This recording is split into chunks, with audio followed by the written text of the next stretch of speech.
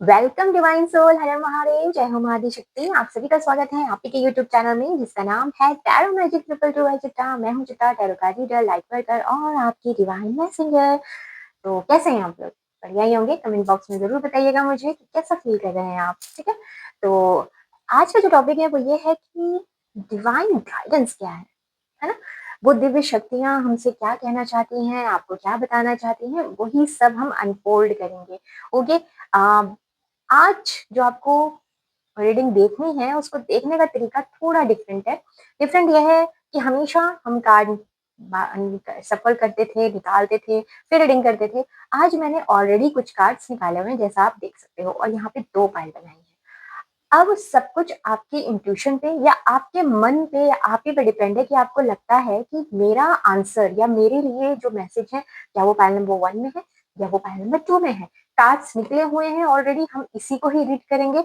नए के लिए सिर्फ हम एक ये जो एंजल गाइडेंस है ये हम लास्ट में लेंगे। ठीक है, ये हम तभी करेंगे जब हम रीडिंग स्टार्ट करेंगे। तो आपको pile number 1 and pile number 2, अभी वीडियो को पॉज करो और इसमें से जो भी पाइल में आपको लगता है कि ओके यहाँ मेरे कार्ड्स सारे हैं, यहाँ मुझे जाना है, और यहाँ मेरे कार्ड्स नहीं है, इसमें मुझे नहीं जाना है, तो आपको ऐसे करना है। ठीक है, और ओके, और टाइम स्टैम्प आपको मिल जाएगा डिस्क्रिप्शन बॉक्स में, वहां से डायरेक्ट आप अपनी रीडिंग देख सकते हैं। ओके, बिना किसी देरी के चलिए स्टार्ट करते हैं। मैं पाइल नंबर 2 को एक साइड रख देती हूँ, इसको हम बाद में देखेंगे, और हम बात करते हैं पाइल नंबर 1 की।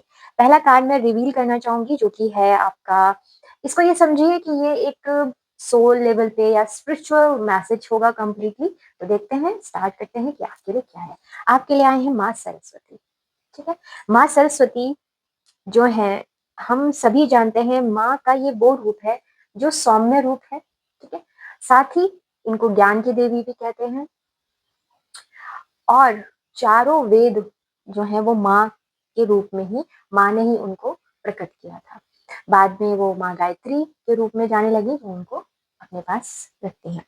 तो माँ सरस्वती ज्ञान की देवी है। इसके अलावा क्रिएटिविटी, ओके, जो गायन है, जो हम संगीत गाते हैं, गीत गाते हैं, वो भी माँ, और जितनी भी इंस्ट्रूमेंट नॉलेज है वो भी माँ के आशीर्वाद से हमें प्राप्त होती है। अब जो क्रिएटिव फील्ड है वही सारा। ठीक है, अब आप ये सोच रहे होंगे कि यहाँ माँ सरस्वती मुझे क्या कहना चाहती हैं, क्योंकि वो बहुत इंपॉर्टेंट है मैसेज।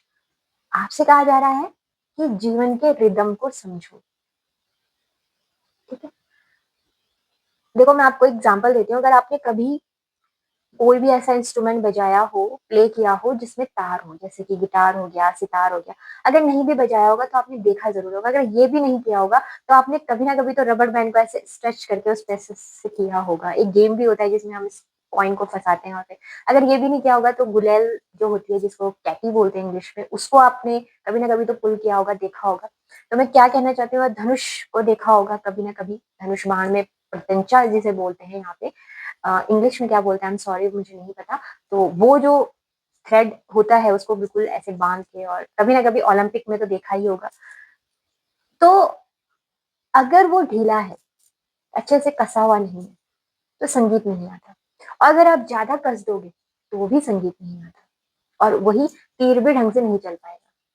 ठीक है, उसका सही तरीके से बंधा होना, सही तरीके से उसकी जो, उसको बोलते हैं टेंशन, मतलब जो तन्यता, उसको शायद तन्यता भी बोलते हैं कि पता नहीं, हाँ शायद टेंशन जो है उसमें वो सही होनी चाहिए, जो खिंचाव है वो बिल्कुल ठीक होना चाहिए। अगर वो नहीं होगा तो संगीत नहीं बजेगा। तो वही मैसेज आपके लिए, अगर आप जीवन को ज्यादा पकड़ लोगे, टाइटली होल्ड कर दोगे, तो भी टेंशन हो, तब भी आप प्रॉब्लम में आओगे। और अगर आप उसे लापरवाही से पकड़ोगे, लूज कर दोगे, तो भी जीवन की जो संगीत है वो समझ में नहीं आएगा। ठीक है, तो माँ सरस्वती आपको कह रही है क्रिएटिव बनो, अपने जीवन के रिदम को समझो। जहां भी आप इस समय अटके हो, जो भी आपकी प्रॉब्लम है, वो इसीलिए है कि जीवन को आपने ढंग से रिदम में नहीं ला पा रहे हो, या तो बहुत ज्यादा उसके बारे में सोच के उसको रूल्स रेगुलेशन में डाल दिया है बिल्कुल, यानी कि आप बहुत ज्यादा अपने लेफ्ट ब्रेन को यूज कर रहे हो, लॉजिक हो गए हो, और क्रिएटिविटी आपने अपने जीवन से हटा दी है।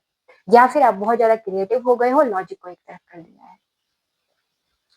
ज्यादातर लोग यही है कि जिन्होंने लॉजिक को अपने जीवन में ले आया है और क्रिएटिविटी को दूर कर दिया। आप अपने जीवन में पेशेंस नहीं है, धैर्य नहीं है, आप कुछ नया सीखना नहीं चाहते हो, आप अपने स्किल को डेवलप नहीं कर रहे हो, तो ये प्रॉब्लम आ रही है। अपने आप को स्किलफुल बनाओ, अपने लेफ्ट ब्रेन को एक्टिवेट करो, ठीक है? तो वो आपसे यहाँ पे मैसेज कहा जा रहा है। जो लोग इस प्रकार की प्रैक्टिस कर रहे हैं, लाइक अगर आप अनुलोम-विलोम कर रहे हैं, अगर आपको नहीं पता तो आप गूगल सर्च कर लेना, जिसमें हम एक नॉस्ट्रिल को बंद करते हैं, फिर दूसरे नॉस्ट्रिल से इन्हेल करते हैं, फिर दूसरे को बंद करते हैं और फिर ऐसे-ऐसे वो रिदम चलती रहती है। तो वो बहुत अच्छी होती है क्रिएटिविटी को एनहांस करने के लिए, बैलेंस लाने के लिए। तो आपसे वही कहा जा रहा है, माँ सरस्वती आपसे कह रही हैं। तो इस समय जो आपके लिए डिवाइन मैसेज आया है, वो आया है क्रिएटिविटी का, कि जीवन की रिदम को समझो। आइए दूसरा कार्ड देखते हैं, दूसरा कार्ड क्या कह रहा है? फिफ्थ चक्रा, आर्कएंजल गैब्रियल आए हैं। फिफ्थ चक्र जो होता है उसे हम थ्रॉट चक्र कहते हैं। और अगर आपने अगर ध्यान से सुना होगा तो शुरू में जो माँ सरस्वती के मैसेज में मैंने आपको ये भी बताया था कि माँ जो है वो गायन के लिए भी ब्लेसिंग देते हैं, यानी कि वाक शुद्धि। कभी ना कभी आपने अपने जीवन में अपने बड़ों के मुंह से जरूर सुना होगा कि व्यक्ति के इन 24 आवर्स में एक समय जरूर आता है जब माँ सरस्वती आपकी जीवा पे बैठी होती है, आप सत्य बोलती है, ठीक है? सुना होगा ना कभी। और जब भी और जो ये हमारी जीवा होती है, मतलब जिसको हम टंग बोलते हैं इंग्लिश में, उसमें माँ सरस्वती का निवास माना जाता है। वाक शुद्धि, क्योंकि गायन की भी बात हो रही है ना, वही चीज आ रही है थ्रोट चक्र, मतलब गले की, कंठ की। जैसे जो हमारी स्वर्गीय श्री लता मंगेशकर जी हैं, उनको भी हम क्या कोकिला के नाम से जानते हैं, और उनको माँ सरस्वती का ही रूप मानते हैं। जो जितने भी सिंगर हैं उनको माँ सरस्वती के रूप में ही पूजते हैं। तो वही आपके लिए कंठ का ध्यान रखना है आपको। अब आपको कैसे ध्यान रखना है कंठ का? देखिए, अगर आप में से बहुत से लोग हैं जो संगीत गायन करते हैं पर सम हाउ नहीं कर रहे हैं, तो फिर से कीजिए, थोड़ा गुनगुनाइए, थोड़ा सा ताल के साथ बैठिए। और अगर आप संगीत नहीं करते हैं, कोई सा मतलब गायन नहीं करते हैं, या आप नहीं गाते हैं किसी भी वजह से, तो आपको सत्यता अपने कंठ से निकालनी है। जितना हो सके सत्य बोलो। अशब्द, जैसे आजकल बहुत कॉमन है, लोग जनरल वार्तालाप में भी अपशब्द का प्रयोग करते हैं, एब्यूजिंग वर्ड यूज करते हैं। अगर आप ऐसा करते हो तो क्लियर मैसेज है, मत करो। पता है आपको, अगर हमारी वाक शुद्धि नहीं होती है तो हमारा जो थॉट चक्र है वो ब्लॉक हो जाता है। और जब थॉट चक्र ब्लॉक होता है तो उसके नुकसान मैं आपको बताती हूँ क्या होते हैं। जब जब आपको कुछ बोलना है, मतलब जवाब देना है, आप नहीं दे पाओगे, कंठ चौक हो जाएगा। सही समय पे सही बात नहीं बोल पाओगे, कंठ चौक हो जाएगा, ठीक है? एक दूसरी चीज, कुछ ऐसा ही आपके मुंह से निकलेगा जो आपसे नेगेटिव होगा, और उससे आपका काम खराब हो जाएगा, बनने की बजाय खराब हो जाएगा, ठीक है? तो इसीलिए जो थॉट चक्र होता है उस वाक शुद्धि करना बहुत आवश्यक होता है। कैसे कर सकते हो? पहले मैंने आपको बता दिया, ये सब नहीं करना। फूड का ध्यान रखो, कौन सा फूड खा रहे हो, ठीक है? नॉनवेज वगैरह अवॉइड कर सको तो बहुत अच्छी बात है। अगर नहीं कर सकते तो थोड़ा उसकी क्वांटिटी कम कर दो, डेज कम कर दो, कुछ तो मतलब इस तरीके से आप एडजस्ट कर सकते हो। वैसे मेरी फर्स्ट एडवाइस होगी कि छोड़ दीजिए। नेक्स्ट है कि आप, जैसे मैंने बोला, सत्य जितना हो सके उतना बोलें, या फिर नाम जाप करें, सबसे बेस्ट होता है। उससे भी कंठ शुद्धि होती है। अननेसेसरी गपशप ना करें, सिर्फ वही बोले जो आवश्यक है। ओके, तो ये आपके लिए है। तो अगर आप ये सब करते हो तो मुझे ऐसा लग रहा है कि कोई ब्लेसिंग आपकी तरफ ऐसे आ रही है कि आपके पास कम्युनिकेशन, क्योंकि ये सब इसलिए हो रहा है क्योंकि आपकी तरफ कम्युनिकेशन आ रहा है। आपकी तरफ हो सकता है आप जॉब सर्च कर रहे हो तो इंटरव्यू कॉल आएगी तो वहाँ आपको बोलना है। तो उससे पहले कि आप इम्प्रेस उनको कैसे करोगे? कम्युनिकेशन से। तो उससे पहले अपनी कंठ को शुद्ध कर लो, जो आप इम्प्रेस कर पाओ। मैरिज प्रपोजल आ सकता है, और कुछ लोग मुझे कुछ एक बड़े पोस्ट में जाते हुए दिख रहे हैं, जहाँ पे आप एक मास को, मतलब एक बहुत बड़े समुदाय को, कम्युनिटी को लीड करते हुए मुझे नजर आ रहे हो। तो ये भी आपकी ब्लेसिंग है, इसीलिए आपसे ये सब कहा जा रहा है कि अभी से तैयारी करो। ये सब आपके जीवन में आने वाले 3-4 साल में आपको दिखने को मिल सकता है, ठीक है? तो ये चीज आपको करने की आवश्यकता है। आइए देखते हैं 3 कार्ड्स जो हमने निकाले थे वो क्या कह रहे हैं। पहला है किंग ऑफ वॉन्ड, सेकंड है 4 ऑफ वॉन्ड्स, एंड ये है, सॉरी, 3 ऑफ वॉन्ड्स, और फिर आया 4 ऑफ सोर्ड्स। ओके, तो आपसे कहा जा रहा है यहाँ पे जो मैसेज है, ये एक मैसेज यहाँ पे क्लियरली निकल के आ रहा है कि आपके ड्रीम्स जो हैं वो बहुत महत्वपूर्ण होने वाले हैं। ड्रीम्स कौन से? ड्रीम्स वो नहीं तो आपने अपने सेट किए होंगे कि मैं ये बनूंगा, वो नहीं। ड्रीम्स जब आप रात को सोते हैं तो ध्यान दीजिए आप कैसे सपने देख रहे हो, और हो सके तो अपनी ड्रीम जर्नलिंग कीजिए। मतलब जैसे अपने बगल में कॉपी पेन रखिए या कुछ भी जो आप रख सकते हो, या फोन पे ही आपको टाइप करना कंफर्टेबल है तो फोन पे ही। वैसे मैं सजेस्ट यही करती हूँ कि उठते साथ कभी भी फोन ना देखें, नुकसान होता है उससे, ब्रेन को प्रॉब्लम होती है, तो वो मत कीजिएगा, अवॉइड कीजिएगा। बट वो अपने हिसाब से आप देखना, तो कॉपी पेन लीजिए, जो भी ड्रीम आपको दिखाया है उसे राइट डाउन कीजिए। ओके, आपके ड्रीम्स बहुत महत्वपूर्ण होने वाले हैं आपके भविष्य को पॉलिश करने के लिए, या फिर आपके भविष्य को बनाने के लिए। पहली चीज। दूसरी चीज, आपको रेस्ट लेने की जरूरत है। अगर काफी समय से आप कंटिन्यू काम कर रहे हैं, कंटिन्यू किसी चीज पे लगे हुए हैं, तो प्लीज रेस्ट कीजिए। आपकी बॉडी, आपकी सोल डिमांड कर रही है कि रेस्ट करो। इसीलिए सरस्वती माँ का काम टाइम सॉरी कार्ड आया था, माँ सरस्वती का, क्रिएटिविटी का। क्रिएटिविटी भी तभी इनहेंस होती है जब हम रेस्ट करते हैं। रेस्ट का मतलब सोना नहीं होता कि आपको बैठ के सो जाना है। रेस्ट आप बैठे बैठे भी करते हो, चलते चलते भी करते हो। रेस्ट तब होता है कि जो आप काम कर रहे हो तो उसमें आप एफर्ट नहीं डालते, वही रेस्ट है। या आप, इसके लिए आपको कोई जॉब छोड़ने की जरूरत नहीं है, कहीं जाने की जरूरत नहीं है। काम करते करते आप खाना बनाते बनाते रेस्ट कर सकते हो। बस शर्त यही है कि उस समय आप, मोस्टली लोग क्या होते हैं, वो अब रोटी बना रहे हैं सपोज, तो उनके दिमाग में ये चल रहा होता है कि नेक्स्ट मुझे बर्तन धोने, ठीक है, नेक्स्ट, या मुझे कल का क्या खाना बनाना है, कल की तैयारी करनी है। वो आगे के में रहते हैं, काम यहाँ कर रहे हैं, आगे के में रहते हैं। बुराई कुछ नहीं है, प्लानिंग करना गुड थिंग, पर प्लानिंग एक बार कीजिए, उसको पूरे दिन भर रिपीट मत करते रहिए। और साथ में जब भी आप कोई काम करें, जैसे मैंने बताया आपको रोटी बना रहे हो, तो आपको अच्छे से पता है कि आप जब रोटी बना रहे हो तो आप बर्तन नहीं धो सकते, तो उसकी टेंशन क्यों ले रहे हो?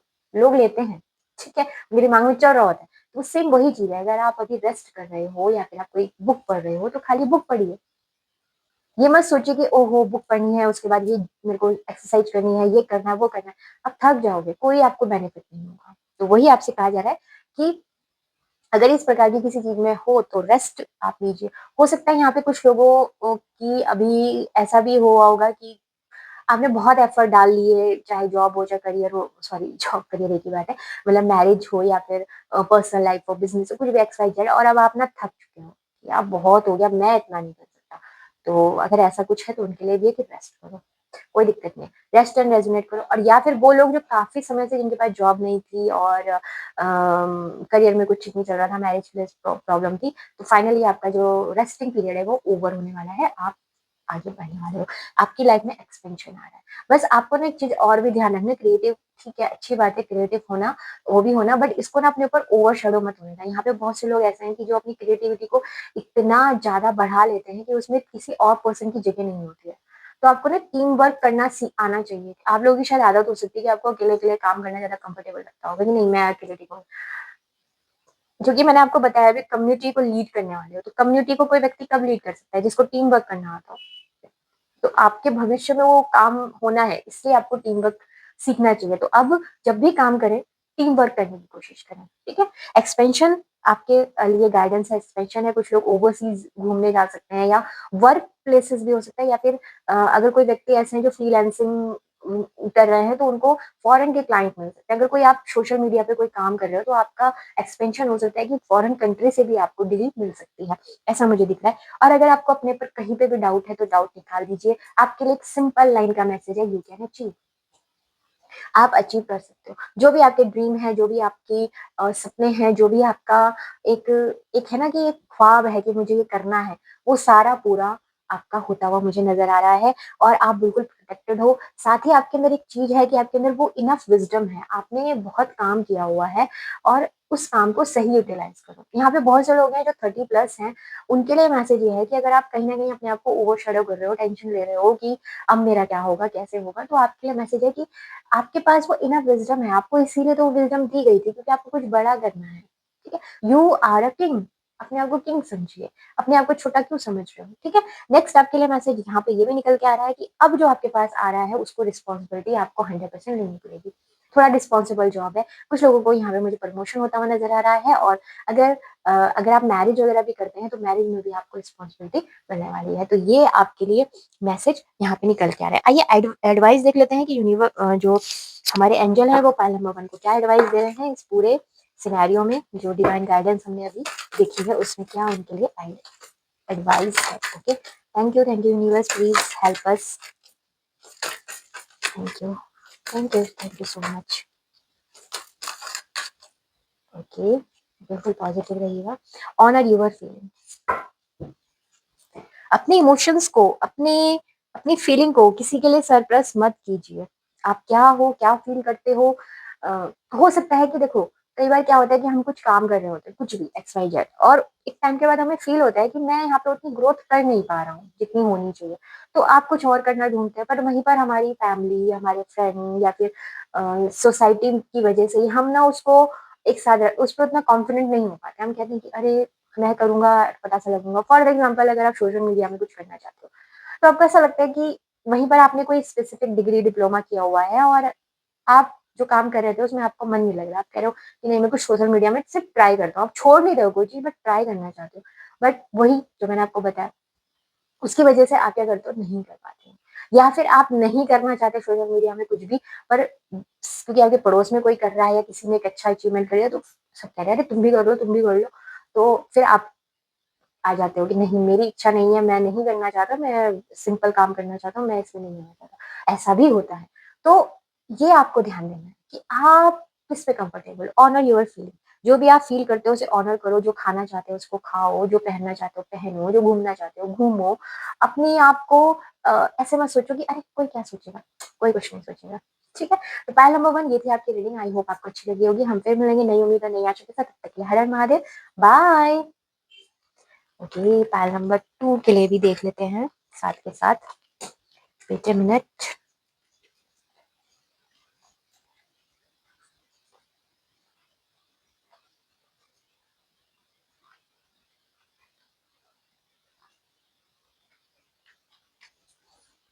वेलकम पाइल नंबर 2, आपकी रीडिंग में आपका स्वागत है। आइए देखते हैं कि आपके लिए डिवाइन मैसेज क्या है। जैसा कि आपको पता ही है कि हमने ऑलरेडी कार्ड जो है वो निकाल रखे थे, और इसी में हम वो मैसेज देखेंगे।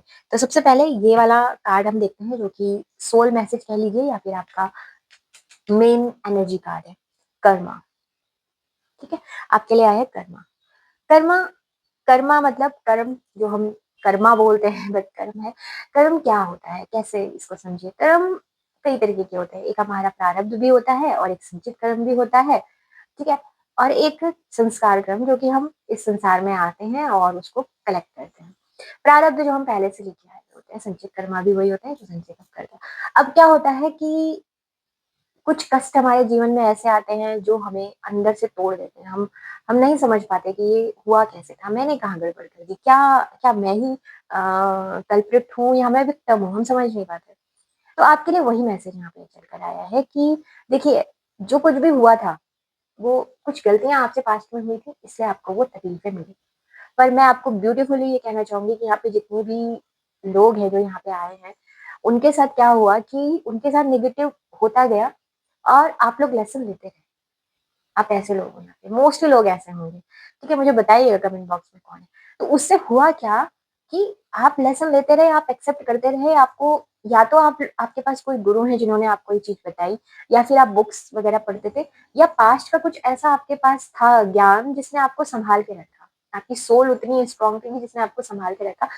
हुआ ये इन सब में कि आपके अभी के कर्मा खराब नहीं हुए, अभी के कर्मा अच्छे थे, जिन्होंने आपको प्रोटेक्ट करके रखा, जिन्होंने आपको आगे लेके गया, जिन्होंने आपको नेगेटिव नहीं होने दिया किसी भी एरिया में आकर। ओके, तो वो जो गुड कर्मा है, अब वो आपको रिजल्ट देंगे। ठीक है, आपका जितना कार्मिक बॉन्डेज थे, जितने थे, वो सब कट आउट हो चुके हैं। आप क्लीन हो चुके हो इस समय। ठीक है?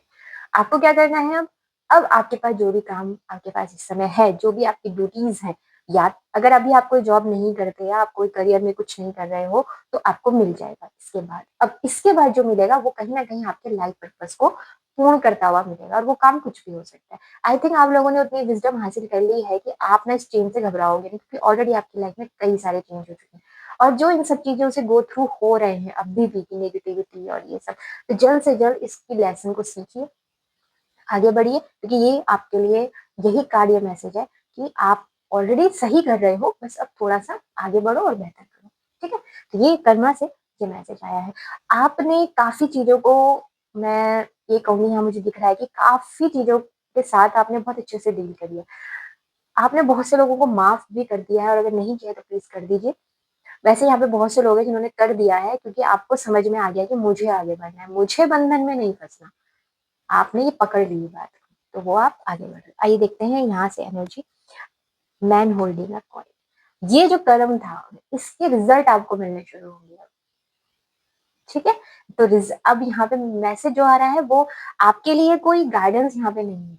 आपके लिए सिर्फ मैसेज है क्या आपको मिलेगा जो देखिए जिन यहाँ पे सारा खेल कर्म का है। जिन्होंने लेसन सीख लिया, जिनके बारे में मैंने बोला, जिन्होंने लेसन सीख लिया, अब उनको उनके रिजल्ट मिलने शुरू हो रहे हैं। क्योंकि यहाँ पे मुझे लग रहा है कि आप बहुत लंबे समय से परेशान हो। ओके, तो मैन होल्डिंग में पॉइंट 2 मैसेज देता है। पहला मैसेज, जितनी भी यहाँ पे फीमेल हैं, ठीक है, उनकी लाइफ में लव इंटरेस्ट आ रहा है। लव के लिए मैसेज है, लव इंटरेस्ट आ रहा है एक ऐसे पर्सन जो बहुत ही वेल्दी है और साथ ही जिन्होंने खुद के भी कर्मा क्लींस कर लिए हैं। वो आपके सोलमेट हो सकते हैं और आपकी वो मिरर इमेज होगी आपकी, जैसे आप हो वैसे वो काफी हद तक आपके जैसे होंगे और वो आपको ना आपसे उम्र में बड़े होंगे और वो आपको एक सही दिशा भी दिखाएंगे कि जिसमें आप खुद भी काफी आगे बढ़ोगे, ठीक है? पहला। दूसरा, अगर आप मैरिड हो ऑलरेडी, जितनी फीमेल है और मेल दोनों जो मैरिड है यहाँ पे, उनके लिए मैसेज है कि आपकी लाइफ में कोई एक ऐसे पर्सन आएंगे जो बहुत वेल्दी हैं और आपसे वो उम्र में जो भी आपकी एज है उससे वो करीबन 3-4 साल बड़े होंगे और वो आपको फाइनेंशियली एडवाइस देंगे। आपके फाइनेंस को लेकर वो आपको दिशा दिखाने वाले हैं, जो कि आपके लिए बहुत अच्छी होगी। और अगेन ये आपके गुड कर्मा की वजह से हुआ है, या फिर आपको फाइनेंस सपोर्ट भी दे सकते हैं कि हो सकता है आपको कोई बिजनेस आइडिया हो और वो आपको इन्वेस्ट करने के लिए बोले कि मैं इसमें इन्वेस्ट करना चाहता हूँ। Second message. थर्ड मैसेज, जितने मेल हैं, ओके, ओनली, और जो बैचलर है, सेम मैसेज है कि आपको एडवाइस तो मिलेगी रिच पर्सन से और वो आपके पास कोई प्रस्ताव भी ला सकते हैं फॉर द मैरिज के लिए। मतलब वो उनकी सिस्टर हो सकती है या फिर उनकी उनकी बेटी हो सकती है, या फिर कोई और रिश्ता भी होगा, मतलब पर वो उनके रिश्ते में उनकी क्लोज होंगी और वो ये पर्सन आपकी फाइनेंशियली या फिर आपके बिजनेस में या फिर कहीं ना कहीं आपको काफी हेल्प करेंगे और साथ ही साथ आपकी लव लाइफ को भी शुरू करने में आपकी सहायता करेंगे। तो ऐसा एक चीज मुझे यहाँ पे मैसेज यूनिवर्स की तरफ से मिल रहा है और ये मिल रहा है आपके गुड कर्मा का फ्रूटफुल रिजल्ट। आइए यहाँ से देखते हैं तीनों कार्ड्स क्या है। पहला कार्ड आया है king of pentacle, second card आया है 6 ऑफ पेंटिकल और नेक्स्ट कार्ड आया है 9 ऑफ पेंटिकल। अगर आपने ध्यान दिया होगा तो यहाँ पे पेंटिकल पेंटिकल, यहाँ भी coin pentacle pentacle pentacle pentacle ही है। तो आपके गुड कर्मा का जो रिजल्ट है, जो आपने कर्म किए थे, उसका रिजल्ट आपको मिलेगा सौभाग्य लक्ष्मी, स्थिर लक्ष्मी के रूप में, ठीक है? अब मैं आपको बताना चाहूंगी कि जब हम सौभाग्य लक्ष्मी और स्थिर लक्ष्मी की बात करते हैं तो क्या होते हैं। एक होती है लक्ष्मी, लक्ष्मी माँ जो होती है वो चंचला के रूप में जानी जाती है, मतलब वो चंचल है, आज आपके साथ रहेंगी कल को वो किसी और के पास चली जाएंगी, मतलब आपको छोड़ के चली जाएंगी। वहीं पर सौभाग्य लक्ष्मी और स्थिर लक्ष्मी कौन सी होती है? स्थिर लक्ष्मी वो होती है जो आपकी जनरेशन टू जनरेशन चलती है, मतलब वो आज आपके पास आई है तो वो आपके आपके बच्चों के पास भी रहेंगे, आपके बच्चों के बच्चों के पास भी रहेंगे और आगे तक रहेंगी, ठीक है? सेकेंडली, सौभाग्य लक्ष्मी, सौभाग्य लक्ष्मी वो लक्ष्मी होती है कि जैसे आपको आपकी पत्नी ऐसी मिलेंगी, आपको आपको पुत्री ऐसी मिलेंगी, जो बिल्कुल मतलब उनके संपर्क में आते ही आपका जो जीवन है वो इतना खूबसूरत हो जाएगा कि आपने कल्पना भी नहीं की थी। सौभाग्य लक्ष्मी घर के रूप में आती है, एक सुंदर घर आपको प्राप्त होता है। सौभाग्य लक्ष्मी स्वास्थ्य के रूप में आती है, आपका स्वास्थ्य अच्छा हो जाता है। सौभाग्य लक्ष्मी हमारे पूरे कुल को तारने वाली होती है, मतलब अगर आपके कुल में कोई पितृ दोष था, कुल देवता दोष था या किसी ने कुछ अनाप शनाप चीजें जैसे कर देते हैं, वो सभी क्या होता है, वो सब रिमूव हो जाएगा, ठीक है? और मुझे ऐसा फील हो रहा है कि यहाँ पे बहुत से लोग ऐसे हैं जो श्री विद्या के उपासक हैं, ठीक है? मुझे बताइएगा कमेंट बॉक्स में, या फिर अगर नहीं है तो आप कुछ तो ऐसा कर रहे हो जिसमें आप रिमूव करो, या फिर आप माँ काली के उपासक भी हो सकते हो, क्योंकि आप ये सारी चीजें हटाओगे तभी स्त्री लक्ष्मी और सौभाग्य लक्ष्मी आपके घर में प्रवेश करेंगे, क्योंकि नेगेटिविटी माँ काली हटा देती हैं। तो जब माँ काली ये सब चीजें हटाती हैं तो उनका जो नेक्स्ट रूप होता है वो स्त्री लक्ष्मी और सौभाग्य लक्ष्मी के रूप में ही होता है। नेक्स्ट, सक्सेस, भर भर के सक्सेस, फाइनेंशियली सक्सेस, इतनी सक्सेस की जिसको आप इंजॉय करोगे, जिसको आप काफी एक कंफर्टेबल होता है ना वो महसूस करने वाले हो। अगेन मैं कहूंगी कि कुछ लोगों की तो मैरिज, मतलब जितनी फीमेल है उनकी मैरिज ऐसे घर में होंगी जहाँ पे फाइनेंस की कोई प्रॉब्लम नहीं होगी, आप मजे से इंजॉय करोगे और अपना कुछ करना चाहते हो, नहीं करना चाहते, दैट्स अ डिफरेंट स्टोरी, ठीक है? बट ये आपके गुड कर्मा का ही फल था, आप लोगों ने जो कष्ट सहा है उसके लिए।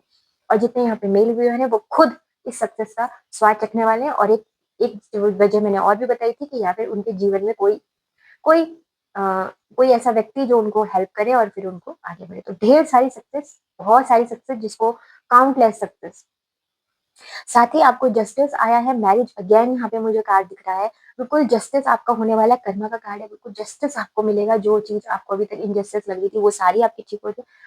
आपके पर्सन के साथ आपका इक्वल गिव एंड टेक होगा, हार्ट टू हार्ट कन्वर्सेशन होगा और आप भी खुद डोनेशन करते हुए मुझे नज़र आ रहे हो और अगर आप चाहते हो आपके जीवन में कुछ अच्छा हो तो आप डोनेशन भी कीजिएगा। ये भी एक मैसेज है और साथ ही फ्राइडे के दिन अगर कीजिएगा तो बहुत अच्छी बात है।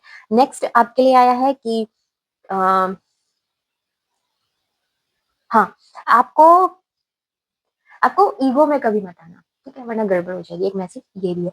सेकेंडली, जिन लोगों ने आपको आपके बुरे समय में साथ नहीं दिया था, उनका ज़रा ध्यान रखना क्योंकि जब हम सक्सेस होते हैं तो वो लोग लौट के आते हैं और जब वो लोग लौट के आते हैं तो उनके इरादे अच्छे तो नहीं होते, कुछ ना कुछ गड़बड़ होती है, तो उसका आपको ध्यान रखना है। आपको ऐसे ज़्यादा ओवर किसी को नहीं बताना अपने बारे में जब भी ये चीज़ें होंगी, ठीक है? कोई मैसेज मुझे आपकी तरफ आता दिख रहा है, अगेन मैं वही कहूँगी कि प्रपोज़ल आ सकता है, मैरिज का प्रपोज़ल आ सकता है।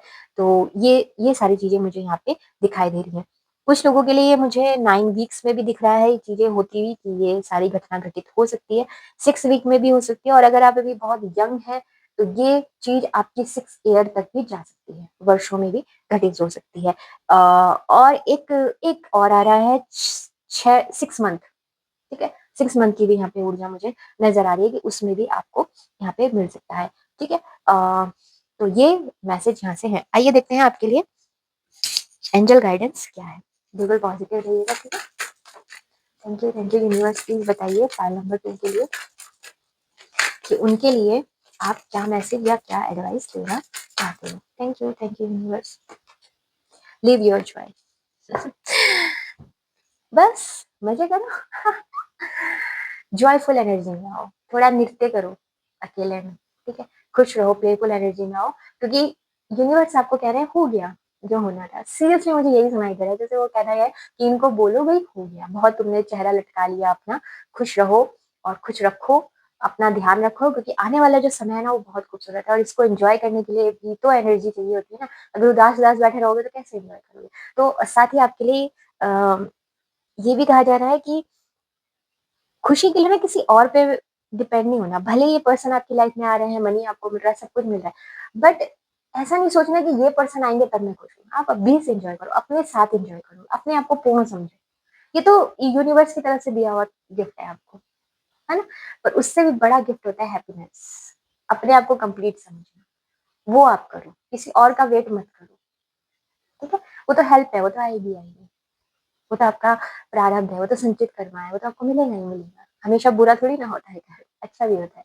तो आपको एन्जॉय करना है। ठीक है, पॉइंट नंबर 2। आई होप आपको रीडिंग अच्छी लगी होगी और अगर अच्छी लगी है तो प्लीज़ चैनल को सब्सक्राइब कीजिएगा, लाइक कीजिएगा, शेयर कीजिएगा। हम फिर मिलेंगे नई उम्मीद है, नई आशा के साथ। तब तक के लिए हर हर महादेव, बाय।